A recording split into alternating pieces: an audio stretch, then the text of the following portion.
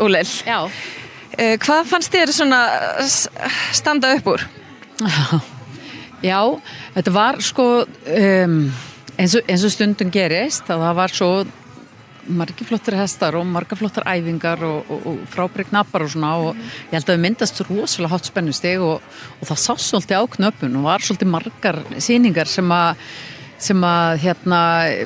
fóru ekki alveg eins og það átt að gera en hér, enga síður voru hér glæslega sýningar og ég held að það sé engin spurningu en við höfum verið með réttan sigurvegara hérna í kvöld og það tókst að mestuleiti bara held ég mjög skemmtilega á henni en stóð upp úr það var svolítið jöfn keppni fannst mér ekkert svona ég er búin að vera að hugsa það ekkert svona kannski sérstakt meira heldur en bara hátt spennustig. Það voru nokkuð tilþrif í kvöld. Ég var að horfa á þetta svona með öðru auganu. Mér fannst mjög skemmtileg tilþrif hjá Glódísi til dæmis. Hvernig fannst þér söfnunina á telti í húðinni? Jú, mér fannst sko söfnunina á teltinu hjá þetta er ofsalega flott ross og hún er rosalega flott knappi svo það sé sagt en mér vantaði meiri yfirferð hjá henni. Mér vantaði meiri sko rimd í sýninguna. Það var svona, þú veist, kannski ekki alveg hægt og ekki alveg hratt sem að mér fannst vanta upp á að þegar maður vill gjarnan hafa sko yfirferðina með í sem hæsta í píramídan og mér fannst hann Þorgeir Ólafsson koma skemmtilega óvart auðvitað var það ekki svona það var svolítið hrátt en það var samt mjög margt flott og efnilegt hann verður duglegur að halda áfram þá getur það verið mjög skemmtilegt og ég var nú svolítið hissa en kannski var það alveg rétt en ég sá fyrsta hestinn í herri tölu fyrst en hann kom svo aftur og fekk þá herra en hann hefur kannski verið betri, ég veit ekki ég sá ekki stóru munin á því Algjörlega, já, og svo var náttúrulega sigursýningin, hún ríður á miklu söfnuðu stökki og svo voru fleiri stelpur sem að ríðu í miklu söfnun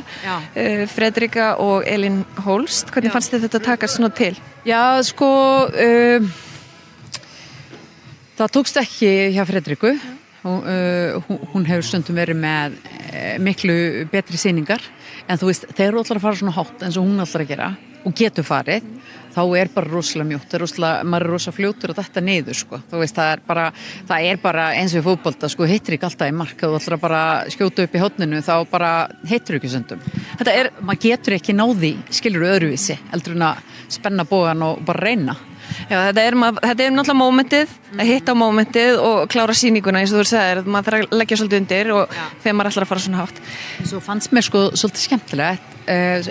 dæmis í Aðalheiði, hún er með mjög sérstakt stökk í hestunum sinum, mjög fallega stökkvatningar og sýndi þetta stökk og mér finnst það svo, og gerði svolítið mikið úr því, og mér finnst það svo gaman í geðingalistinni hvað þú getur sniðið henni að öllum hestgerðum, af því að íslenski hesturinn,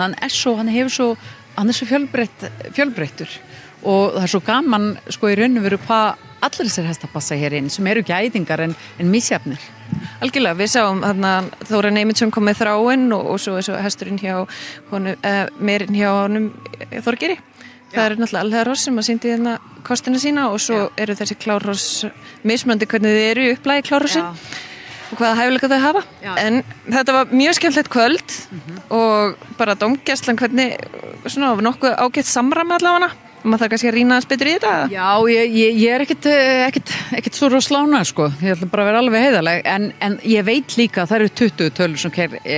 dómari gefur og hann þarf að vinna rosalega hratt og þetta gæðingalistin er há sko, utanumhaldi auðvitað erum við búin að keppa í gæðingafími mörg ár en þá voru þetta svo frjálslegt og það var ekki búið að ramma þetta svona inn eins og núna og við erum að skilgreina þetta allt og læra hvernig við erum að dæma æfingar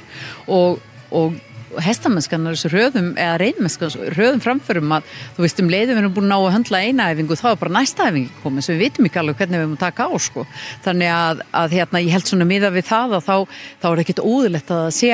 sko ójæmt þú getur hugsaðir, hér erum við að sko að sjá 20 engurinn cirka á 5 mínútum hesturinn, þú ert að skoða hann úr öllum áttum fyrir aftan og framan og hlýð og æfingarnar en aftur á móti þegar þú ert að dæma kannski bara fjórgang þá eru 5 ganduundir sýndar á hring í sömu átt einn þú veist, maður getur rétt ímyndað hvað er mikið auðveldri dómgæsla hvað er mikið lengri tíma til að taka ákvörðun En við erum að reyna að mennta dómara, það eru haldir upprænir og það er allir að gera svona kannski sitt besta en við þurfum kannski þá líka að halda áfram að samt að reyna meira. Já, við þurfum að æfa, sko. Við þurfum að halda áfram, við erum búin að vera dálítið duglega að æfa, við erum búin að halda svolítið mikið af svona Zoom-fundum og